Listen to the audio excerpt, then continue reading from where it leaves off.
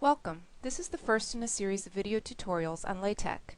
LaTeX is a document markup language that can be used to create technical documents. We'll be using LaTeX to create documents containing mathematical notation. This will be particularly useful for typing your math homework, for posting mathematical content online, and for writing reports containing mathematical notation. Before we begin, we need to install two free software packages.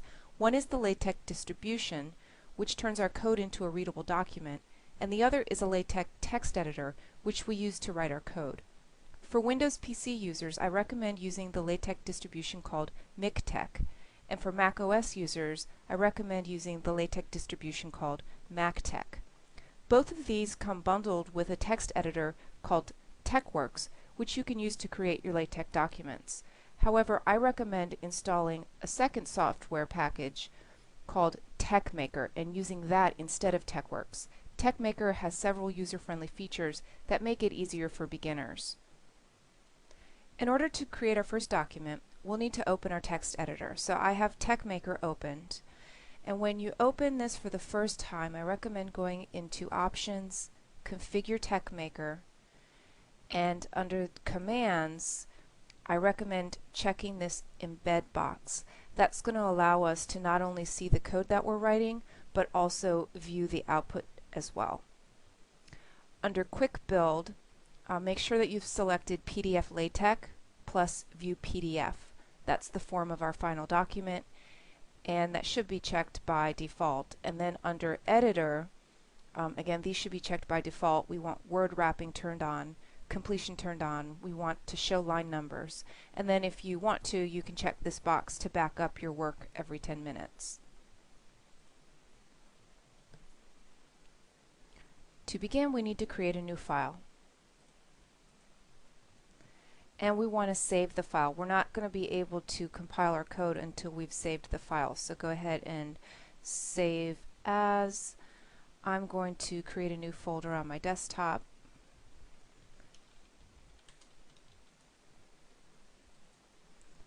And we'll call this tutorial 1.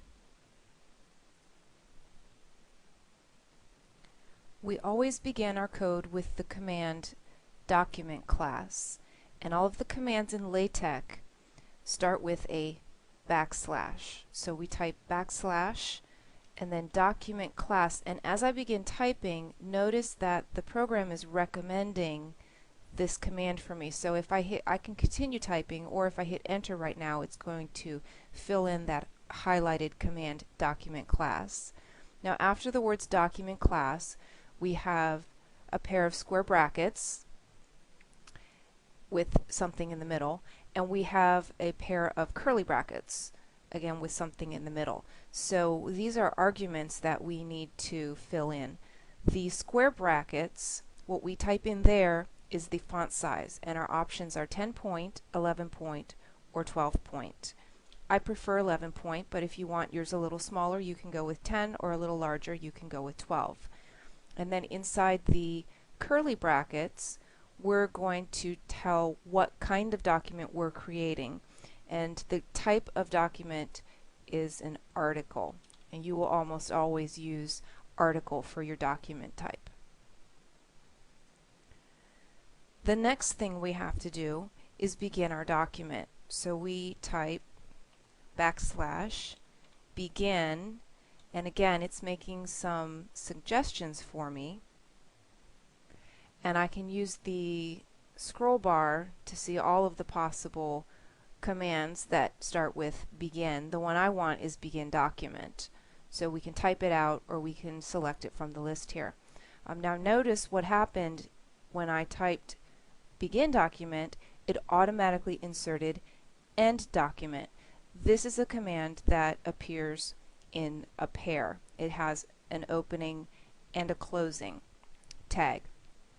So we always have to have /end document when we use /begin document. If we don't have the end document when we try and compile the code or build the file, we're going to get errors. So in between these two commands, begin document and end document, is where we're actually going to type what we want to see on our page. So this is called the body of the document. what we typed in the beginning initially, document class, that part of our code is called the preamble. So let's just try typing something. This is my first LaTeX document. It's a good idea to compile your code frequently and view the output just to make sure that it looks the way you think it's going to look, but more importantly, so that you can catch any syntax errors that you may make along the way. If you wait until you're completely finished typing all of your code, and then when you compile it you end up with 25 errors, it's much more difficult to go back and figure out where those errors occurred.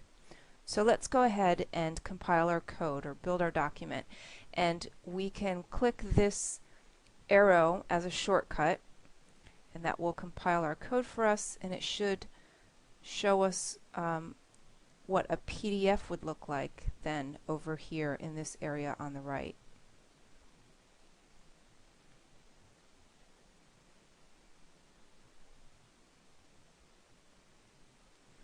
So over here on the right we can see what our document is going to look like. Now it's very hard to see right now because it's so tiny, but we can zoom in to get a better look. Another thing I can do to give myself a larger viewing space over here is to close some of these other areas.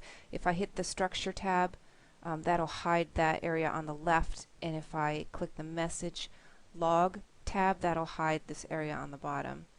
Okay. So all we have so far is a line of text, and when we just type our code, this is text mode. If we want to type mathematical notation, then we want to come out of text mode and go into math mode. So let's look at another example. This time I'm going to say, suppose we are given a rectangle with side lengths, and I'm going to use side lengths of x plus 1 and x plus 3.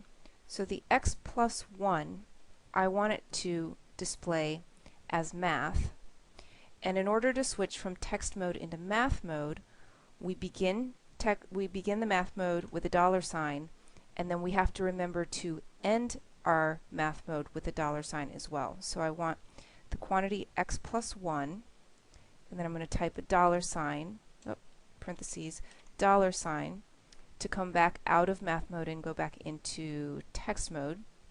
So suppose we're given a rectangle with side lengths x plus 1 and x plus 3. So now I'm going to go back into math mode, and I find it easier to go ahead and type both the opening and the closing $sign so I don't forget, and then just move my cursor back and type the math in between that. So I want x plus 3.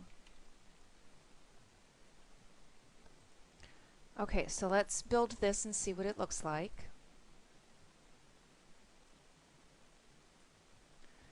Okay, that's pretty much what I expected, except for the fact that in my source code, my first sentence and my second sentence are on two separate lines. And in the output, they're all running together in one paragraph. So in your code, when you hit return, that doesn't automatically cause a line break like you might expect it to. So there are two ways to get a line break if you want one. You can put in an extra return in your source code, so that means a blank line in between the last bit of code and the next bit of code. And now you'll see if I build this again that it did put them on new lines. The other thing we could have done, so let me delete this extra line, is I could have typed 2 backslashes, and 2 backslashes is the code for a soft return. So now if I build this, you'll see it definitely started the second sentence on a new line, but they're not lined up. So what's happening there? Well, the first line is starting a new paragraph, and it's automatically indented in LaTeX. So in a later tutorial, when we talk more about formatting, we'll see how to remove indents if you don't want your paragraphs to automatically be indented. So we can decide if we want to do the soft return or the hard return. For now, I'm just going to do the hard return, so it's going to start a new paragraph for that second sentence, and it's going to indent it, so when I build the file it actually looks like it's lined up.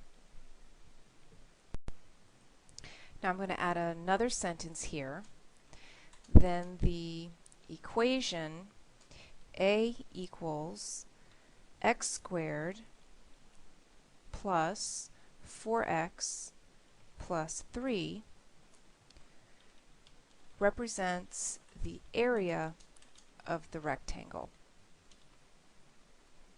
Now that sentence was all in text mode, so if I build it,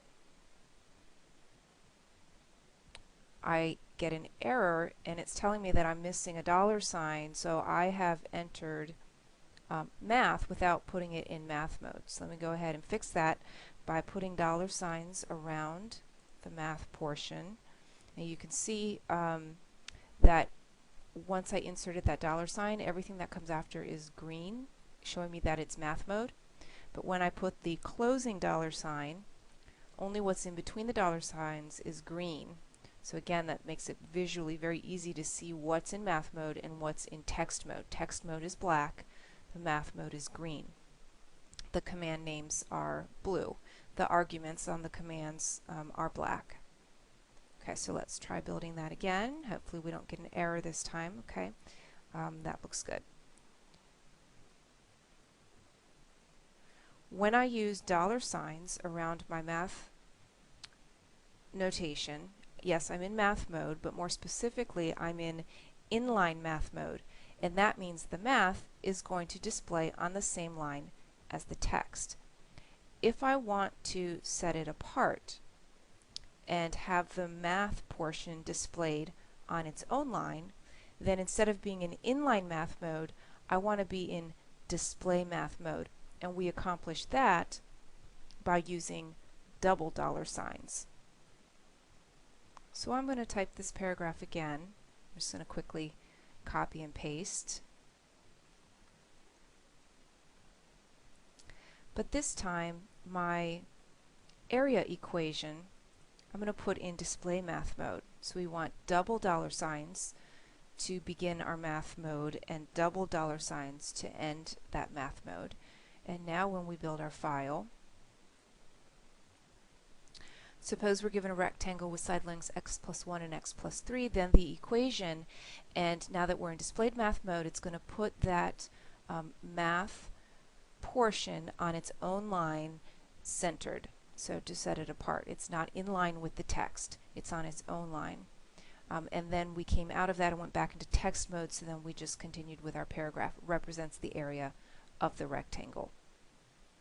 So that completes our first tutorial. We've seen how to create a basic LaTeX document. Now find and open the folder where you saved your LaTeX document. If you remember, we called it Tutorial 1. And notice that there are actually 5 files in this folder, all associated with that LaTeX document that we created. The 2 that you're going to be interested in are the PDF, and that's going to be the output. So if you open this PDF file, you'll be able to view your output document. The other is the tech file. So you're not seeing the extension here, it's hidden from view, but it's saved as a .tex file, and if you double click on this, it will open that tech file in your tech editor. So it opened it right up into TechMaker for me. So if we wanted to come back and edit it at a later date, that's how we would open our file.